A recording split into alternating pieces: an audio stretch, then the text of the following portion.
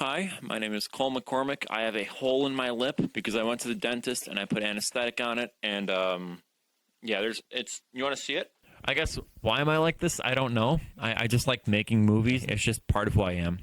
So I'm just built different.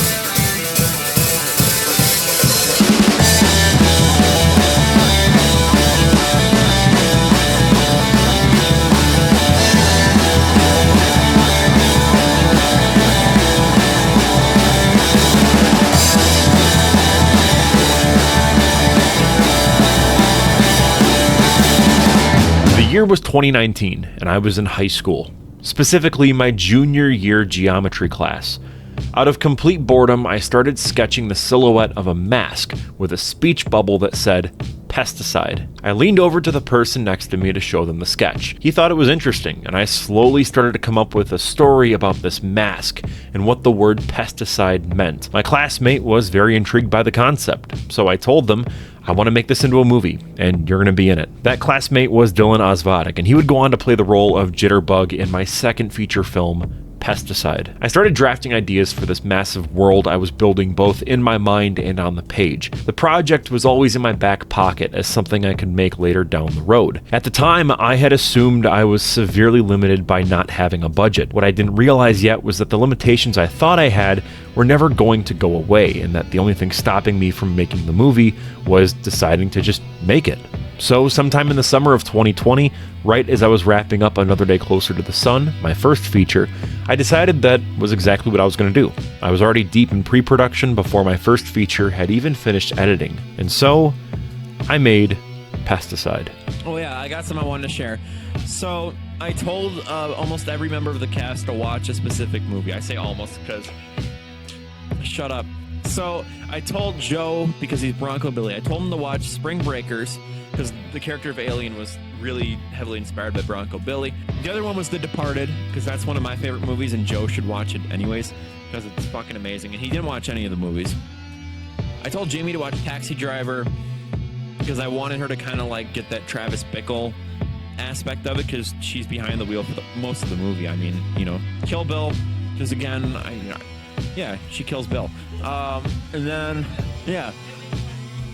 And then The Good, the Bad, the Ugly, but that movie's like 3 hours long, so she just watched the end, which is okay. I told Kayla and Kate to both watch Reservoir Dogs, but I forgot to give them my DVD of it, and I don't really trust Kayla with the DVD because she'd probably sell it and then put like a Jesus propaganda film in there and then give it back to me. The film is set 1 year after a total economic collapse that gutted American society. Famine, war, and civil disorder have become the new normal, and into that vacuum stepped Pesticide, a street drug that delivers powerful psychedelic experiences while slowly eating away at the user's brain.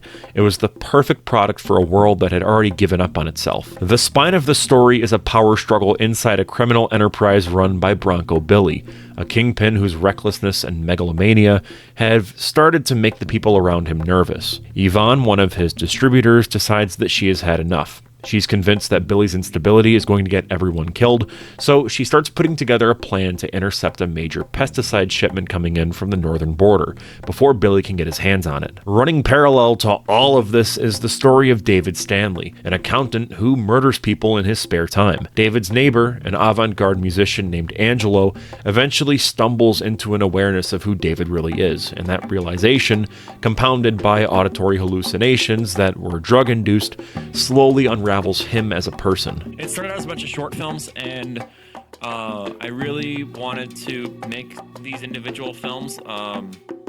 So the whole Bronco Billy thing, that was from a movie that I was going to make called Old Timer, and same with the character that's now scrapped of Old Timer, that's from the movie Old Timer. And then the Angelo stuff was basically written for the movie, but it was a mix of two other characters, of Angelo and Elephant.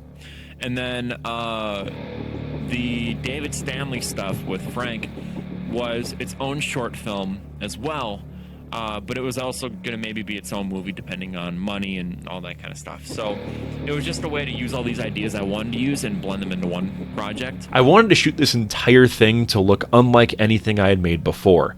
I made the decision very early on to shoot in a 4:3 aspect ratio, which gave everything that cramped vintage quality that the story really needed. A big inspiration was the works of Quentin Tarantino, as well as grindhouse films in general. I really wanted to embrace that very crappy low-budget look, and this was shot on a Nikon D5600 and occasionally on an iPhone XR. On top of directing, I was also writing, editing, and composing the score, which ended up getting its own dedicated release on streaming services like Spotify, Apple Music, and Bandcamp. The fact that we actually made it in and of itself, I'm really proud of, because it's such an ambitious project. I mean, we're blowing up a fucking house in the movie, so it would make sense that we'd want... It's super ambitious. I mean, what... Anyone have the budget on them? What was it like? It's like $120, right? Not even. Like half of it went to just getting costumes at Goodwill. Like we were just thrifting. So, I mean, I'm doing all the visual effects myself. I mean, in terms of like, you know, Zach did the makeup, right? I'm not taking credit for that. I'm saying like in terms of like the house blowing up, I still have to do that still. So that's going to be insane. But I'm basically a one-man crew at this point in terms of, you know, setting up the camera, getting the sound ready, you know, knowing what I'm going to edit, having the script on me, directing the actors. I did everything myself, basically, in terms of most of the crew stuff. It was really difficult getting this many people coordinated across a production that would ultimately span a total of 176 filming days, from August 1st, 2020 through January 24th, 2021. It was something that I had never attempted before. My jaw fucking hurts. Okay, so they can't hear you. I have the mic, you don't. Yeah. Was that your hash brown that I ate today?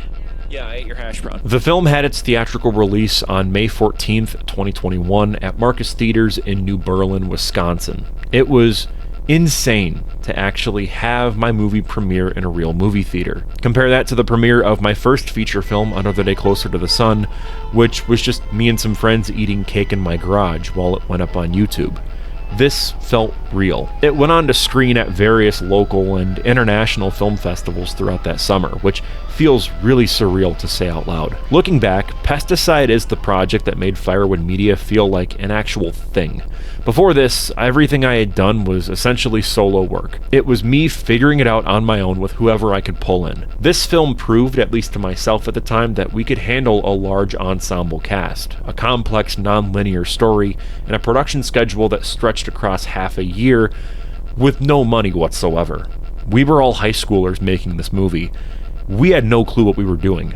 Oh, okay. Go on, Joe. Do you want to move on to the important stuff? I don't think they picked that up through the mic. You want to say that one more time? Which part? Everything. What was the first question? About production, right? Are we doing the whole... You can't take the mic when I'm speaking! Hold on, can you say that one more time? There were things I wish that I would have done differently. There were things that didn't work. The sound mix is very rough at points, and I wish I didn't use copyrighted music in various segments. It didn't help that we filmed so much material over those 6 months, and as a result, the rough cut was 4 hours, and I cut that down to 1 hour and 20. As a result, some plot threads do feel a bit unresolved. It's very amateur, but I'm still insanely proud of this. It was, for the first time in my life, a project that I felt like I had built something big and meaningful. And really, it was just the beginning. Wow, this cast was actually really good. I know I give them shit, but to be able to work with a script as terrible as mine, you know, that deserves an applause. So, hey, that's a good script. I'm just trying to talk because I have literally a hole in my lip. But okay, so I think I know I'm really proud of Dylan because he's not an actor at all. I think this is crazy. It's our only hope if we want to get out of this. My favorite scene to shoot was probably... I loved the Western because it made me feel like I was on an actual set. I was behind a camera sitting in a chair yelling at 2 actors across my driveway while I had Annika, you know, and Zach right next to me. So that was really great. That was probably one of my favorites. I also really liked the teddy bear burning sequence. That was really cool too because of how it looked and how it turned out. I'd say one of the worst ones to do was probably Goose's execution, because I was freaking out about people seeing the fake gun and calling the cops on us. And also just because, you know, it didn't, the first time it didn't turn out as well. I'm referring to the first time. The first time that we did it didn't turn out as well. So we haven't filmed the second time yet, so hopefully that turns out good. And with all that out of the way, I'm Cole McCormick. You're watching Firewood Media. I made a video like this last year back in October where I talked about my debut feature film, Another Day Closer to the Sun, as a bit of a 5-year retrospective. This is being posted the day after the 5-year anniversary of Pesticide's release, so I might continue this with some of my other features like Wayward Sons and the Anomalous Archives, but that won't be for a bit since those are still fairly recent. This retrospective was pretty fun to make because I was able to pull from never-before-seen behind-the-scenes videos of myself from 5 years ago talking to the camera, so it was a fun trip down memory lane to say the least. Thank you to channel members for making videos like these possible. Your names are up on screen right now, and I will see you in the next one. Peace out.